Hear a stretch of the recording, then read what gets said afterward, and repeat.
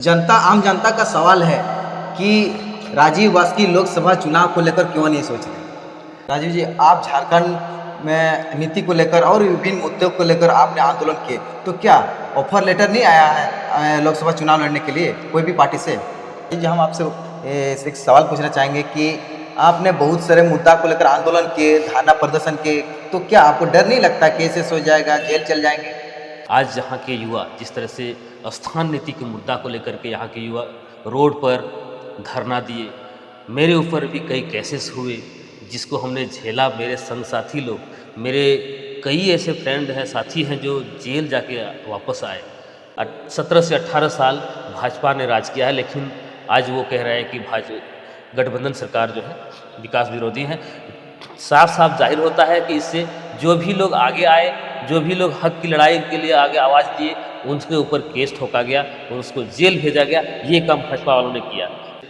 मुस्लिमों का नाम ले लेकर के आज के हमारे जो प्रधानमंत्री महोदय है वो मुस्लिमों को नाम लेकर के वार करते हैं, जाति भेद करते हैं। ये कम से कम नहीं हो। यहाँ पे धर्म के राजनीति नहीं हो, यहाँ पे जाति के भेद पर धर्म की राजनीति नहीं हो, ये दंगा यहाँ पे नहीं हो। यहाँ पे हिंदू, मुस्लिम, सिख, ईसाई सारे लोग भाई भाई हम लोग एक साथ रहने का प्रयास कर रहे हैं। झारखंड अलग होकर 24 साल हो गया, लेकिन झारखंडियों को अब तक क्या फायदा मिला है? हमारे प्रधानमंत्री यहाँ पर आकर के आज झारखंड के लोगों को, झारखंडियों को जो है गुमराह करना चाह रहे हैं। वो केवल और केवल वोट के दिनों में आते हैं और वो जहाँ के लोगों को गुमराह कर रहे हैं कि इसका नीति जो बहुत का आंदोलन किया था, और सरकार भी विभिन्न सरकार बोले थे, चाहे अर्जुन मुंडा हो, चाहे बबूलाल मरांडी हो, चाहे ना हेमंत सोरेन हो, लेकिन वो लागू नहीं कर पाए। तो इस विषय में आप क्या कहना चाहेंगे? स्थान नीति यदि परिभाषित होती तो उसमें चिन्हित होते लोग कि कौन झारखंडी और कौन गैर झारखंडी। और इसी के लिए हम लोगों ने मांग किया, बार बार इसके लिए हम लोगों ने मांग किया। इसमें हम लोगों को कई बार केस भी खाना पड़ा। इसी के लिए मैं बार बार महोदय प्रधानमंत्री जी को मैं बोल रहा हूँ, इस मीडिया के माध्यम से, इस चैनल के माध्यम से, यदि जरूरत कभी मौका मिले तो इसको भी सुन लिया कीजिए। चूँकि जोहार, मैं हूं आपका अर्नेस और आप देख रहे हैं भारत दिशम। इस वक्त हमारे साथ है छात्र नेता राजीव वास्की। तो राजीव वास्की से कुछ विशेष चर्चा करेंगे इलेक्शन चुनाव को लेकर और विभिन्न मुद्दा को लेकर। तो राजीव दा, सबसे पहले जोहार। आपको भी जोहार और आपके सोशल मीडिया को के सारे प्रिय दर्शकों को, आपके चैनल के माध्यम से सभी को मैं धन्यवाद और जोहार देता हूँ।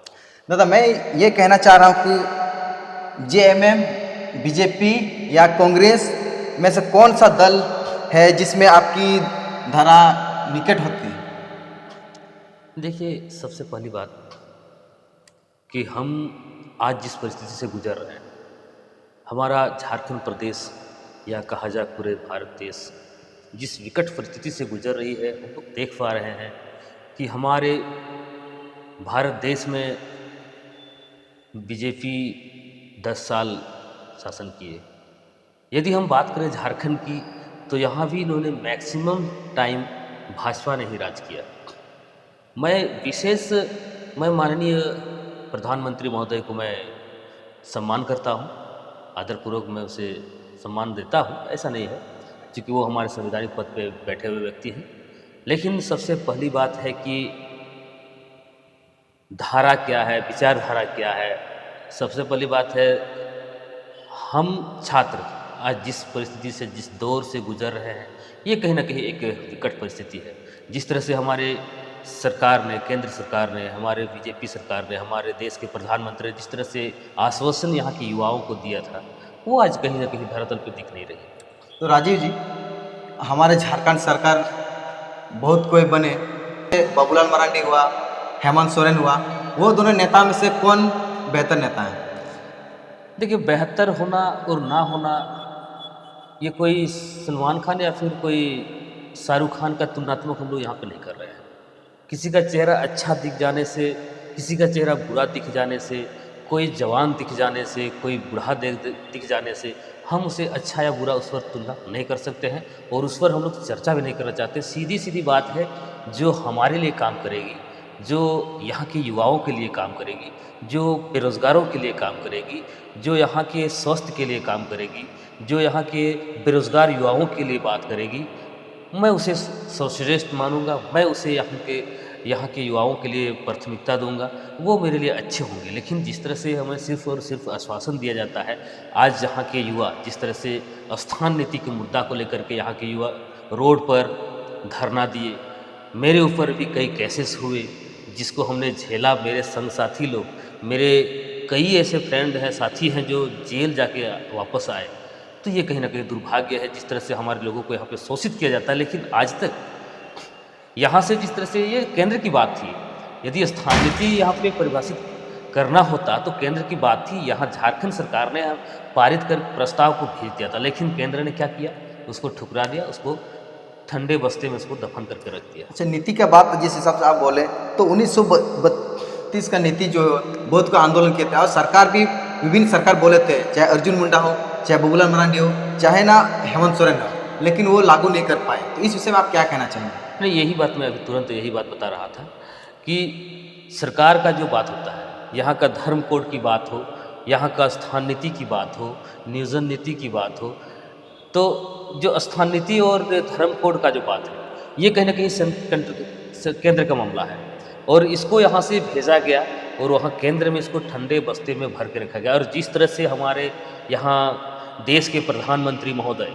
हमारे झारखंड कल ही आए हुए थे, उन्होंने जिस तरह से मंच से जिस तरह से वो बोल रहे हैं कि झारखंड और झारखंडीय मेरे दिल में बसते हैं, लेकिन ये कहीं ना कहीं झूठ का जो है जुमला करते हैं। क्योंकि यदि दिल की बात होती, वो बोलते हैं कि मैं दिल की बात सुनता हूँ, मैं दिल्ली की नहीं। यदि दिल का बात होता, यदि झारखंडी और झारखंड यदि उसका दिल में होता, तो वो बोलते हैं कि यहाँ का जो झारखंडी जो वो लोग हैं, उनका जो सोचना है, उनका जो कहना है, मैं उसे समझ लेता हूँ। यदि वो समझ जाते तो स्थान नीति आज यहाँ पे लागू कर देते, लेकिन आज ऐसा नहीं हुआ। प्रधानमंत्री का आप बोल रहे हैं, तो नरेंद्र मोदी और राहुल गांधी में से किनकी प्रश्नावली आपको प्रभावित होती है?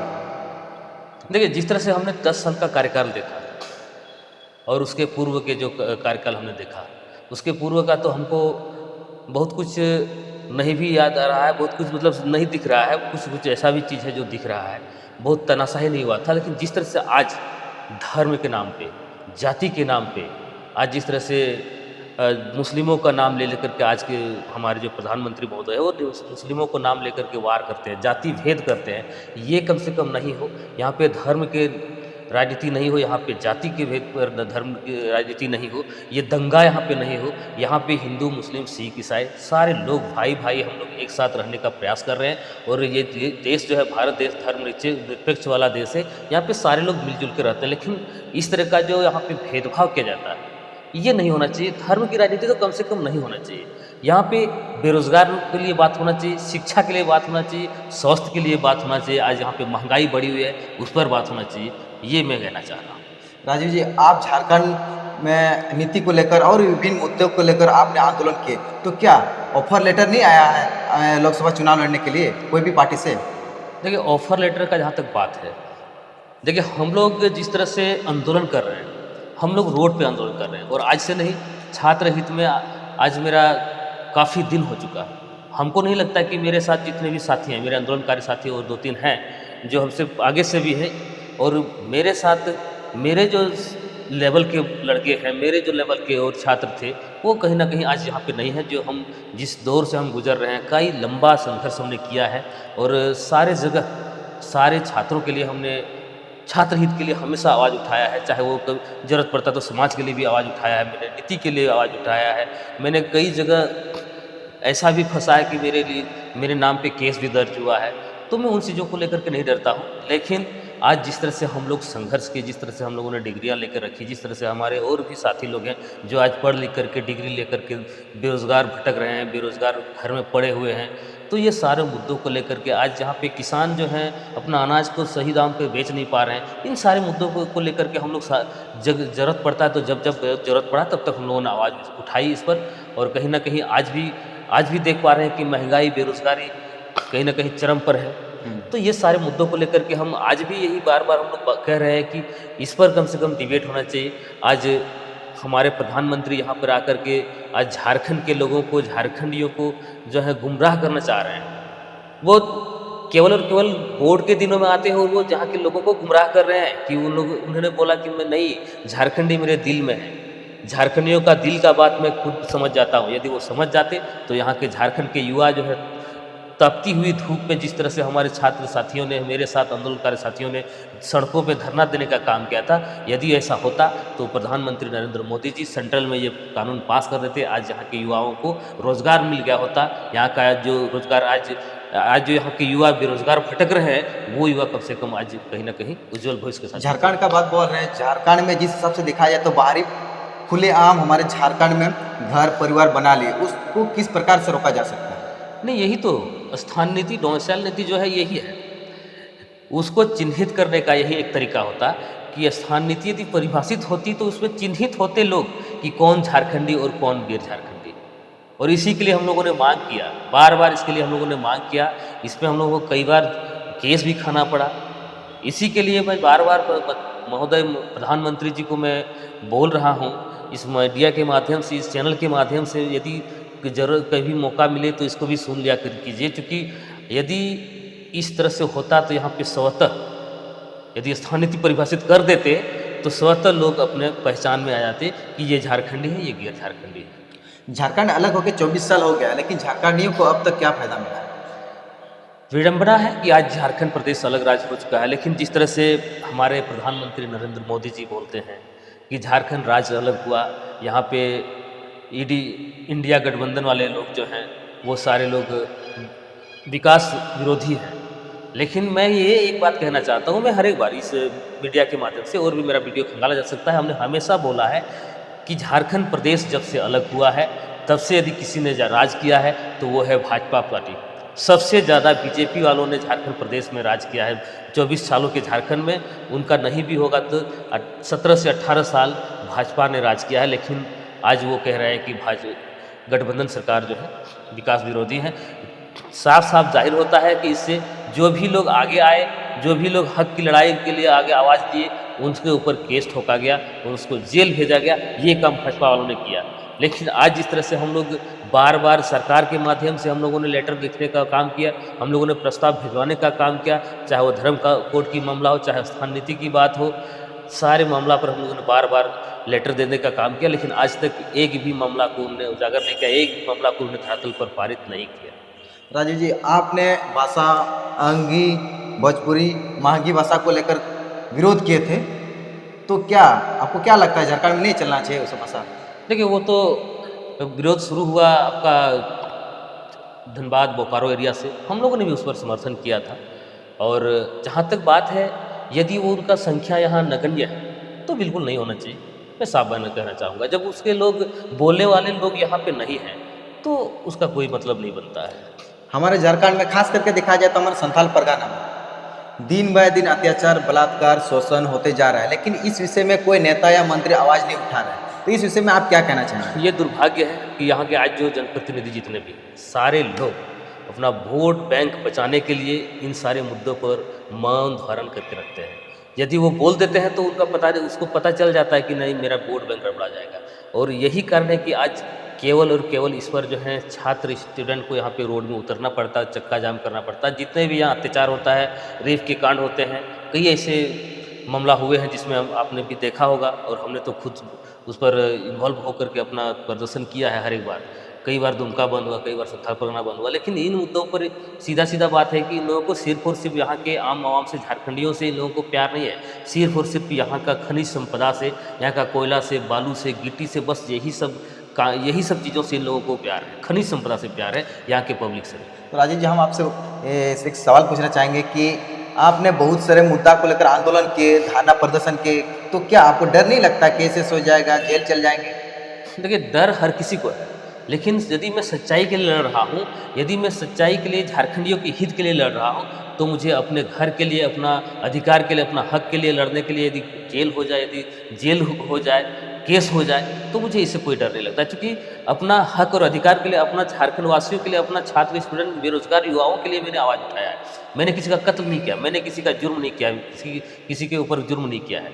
तो ये मैं समझता हूँ कि संवैधानिक तौर तरीके से मैं आंदोलन करता हूँ, हमेशा आवाज़ उठाता हूँ अपना झारखंड के आम आवामों के लिए, झारखंड के गरीब छात्र छात्राओं के लिए, झारखंड के बेरोजगारियों के लिए आवाज़ उठाता हूँ। इसलिए मुझे डर नहीं लगता। इसलिए चूँकि यहाँ ये झारखंड प्रदेश मेरा देश है, मेरा प्रदेश है, ये मेरा माटी है, इसलिए मेरा माटी का बचाना मेरा कर्तव्य बनता है।